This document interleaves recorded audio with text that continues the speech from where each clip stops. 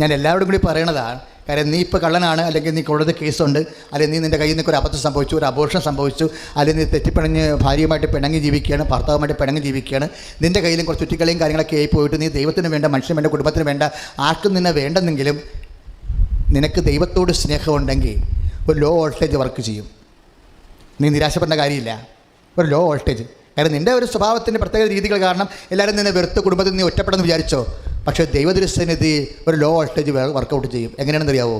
കർത്താവിന് നിന്നോട് കുഞ്ഞുനാൾ മുതലുള്ള സ്നേഹമുണ്ട്. കാരണം ദൈവത്തിന് സമയമില്ലാത്തത് കാരണം നമുക്ക് സുഖമാണ്. എന്താ കാരണം? നിൻ്റെ ഈ കാര്യങ്ങളല്ലേ നീ ഇപ്പോൾ 2010 തൊട്ടാ മറ്റേ എന്തിന് മിസ്റ്റേക്ക് സംഭവിച്ചത്. നിനക്ക് 2003, 2005, 2004, 997 ഒക്കെ നല്ലൊരു കാലം ദൈവമായിട്ടില്ലായിരുന്നോ? ഉണ്ടായിരുന്നോ? അത് നീ കാര്യങ്ങൾ ഇപ്പോൾ കുറച്ച് കാലമായിട്ടാണ് നിനക്ക് അല്പം മിസ്റ്റേക്ക് സംഭവിച്ചത്. പക്ഷേ ദൈവത്തിന് സമയമില്ലാത്തത് കാരണം നിൻ്റെ പഴയ നന്മ പ്രവർത്തിക്കേണ്ട കാലം ദൈവം ഇപ്പോൾ പോലെ കണക്കാക്കുന്നു. അടിച്ച് കടത്താൻ